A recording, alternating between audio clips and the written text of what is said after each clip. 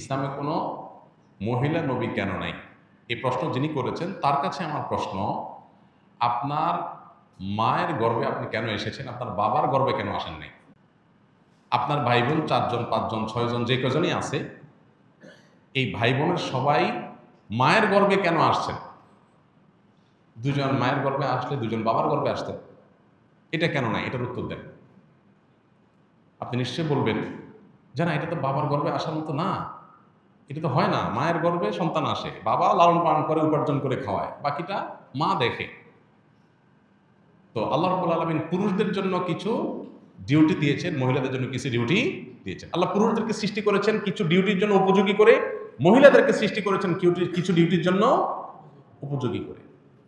এখন যদি আপনি মহিলা থেকে পুরুষেরটা, পুরুষের থেকে মহিলারটা আশা করেন, তাহলে সেটা হবে বোকামি। প্রত্যেককে আল্লাহ তাআলা যার যার ডিউটি, যার যার কর্তব্য পালনের উপযোগিতা দিয়ে তাকে তৈরি করেছেন। দেখুন, আল্লাহ তাআলা মায়ের গর্ভে সন্তান দেন।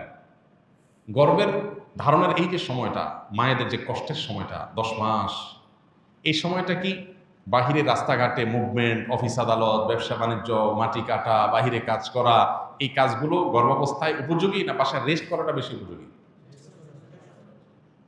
ওকে, সন্তান জন্মের পর 2 বছর পর্যন্ত সন্তানের রিজিকের ব্যবস্থা, সন্তানের সবচাইতে পৃথিবীতে সবচেয়ে উপকারী খাবার দুগ্ধপোষ্য শিশুর মায়ের বুকের দুধ। এর চাইতে উত্তম বা এর সমকক্ষ কোনো খাবার পৃথিবীতে আল্লাহ আর রাখেন নাই। এই খাবার দিয়েছেন আল্লাহ তাআলা মায়ের বক্ষে। তাহলে 2 বছর ধরে সন্তানকে দুধ পান করাইতে হবে, সেটা তো সকাল দুপুর রাত 3 বেলা, নাকি?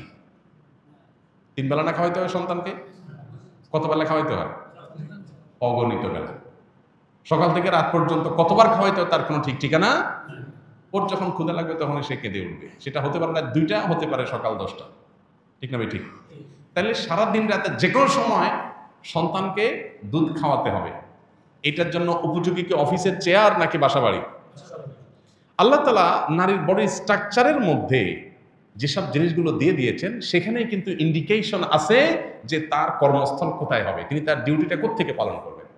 এখন আপনি যদি তাকে ওই জায়গা থেকে বের করে ভিন্ন জায়গায় তার ডিউটিটা সেট করার চেষ্টা করেন, তখন পৃথিবী, তার সিস্টেম মুখ থুবড়ে পড়ে যাবে। আজকে পৃথিবীর উন্নত দেশগুলোর মুখ থুবড়ে পড়ে গেছে। সেগুলোতে সন্তান জন্মের হার কমতে কমতে এমন কমছে যে সেখানে এখন প্রণোদনা দিয়ে, টাকা পয়সা দিয়ে সন্তান জন্মের হারকে স্বাভাবিক করার কোনো পথ তারা খুঁজে পাচ্ছে না। কারণ ওই যে আল্লাহর সিস্টেমকে পরিবর্তন করে ফেলেছে, এখন তার কুফল ভোগ করতেছে। সন্তান জন্ম দেওয়ার প্রবণতা মানুষ হারাই ফেলছে। এখন টাকা পয়সা দিয়া, লক্ষ লক্ষ কোটি কোটি টাকা, million million billion billion budget দিয়াও মানুষের মধ্যে সন্তান জন্মের সেই স্বভাবজাত প্রবণতা আর ফেরাতে পারছে না। প্রত্যেকটা দেশ সাফার করছে, প্রত্যেকটা দেশ। আপনি উন্নত দেশগুলো যদি অ্যানালাইসিস করেন, দেখবেন প্রায় প্রত্যেকটা দেশ সন্তান জন্ম দিয়েছেন, সরকার আপনাকে টাকা দিবে। একটা হয়েছে দিবে, 2টা হয়েছে আরো বেশি দিবে, 3টা হলে আরো বেশি দিবে, তারপর সন্তান হচ্ছে না। বাহির থেকে রিফিউজিদেরকে এনে দেশ চালাইতে হচ্ছে, কারণ নিজের দেশের বাচ্চা সেভাবে জন্ম নিচ্ছে না। ভাইরা আমার, গরিব দেশগুলো থেকে শ্রমিক হিসাবে মানুষকে এনে বা ছাত্র হিসেবে ভিসা দিয়ে নিয়ে তারপরে তাদেরকে মাইগ্রেট করে নিজের দেশে নাগরিকত্ব দিতে হচ্ছে, কারণ দেশ চালানোর জন্য নিজের দেশে সেরকম লোক তৈরি হচ্ছে না।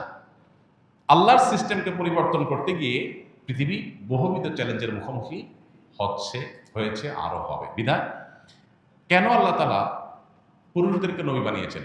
নবীদের কাজটা বাহিরে না ভেতরে? শুধু কি বাহিরে? তাদের কাজটা চ্যালেঞ্জিং, মহা চ্যালেঞ্জিং, তাই না? কোথাও শত্রুর সাথে লড়াই করতে হবে, কোথাও তাকে যুদ্ধ সংগ্রাম করতে হবে, কোথাও বাধার মুখোমুখি হইতে হবে, কোথাও জুলুমের শিকার হইতে হবে, কোথাও ফিজিক্যাল অ্যাটাকের শিকার হইতে হবে। এগুলো কি একজন নারীর জন্য সহ্য করাটা খুব বেশি উপযোগী?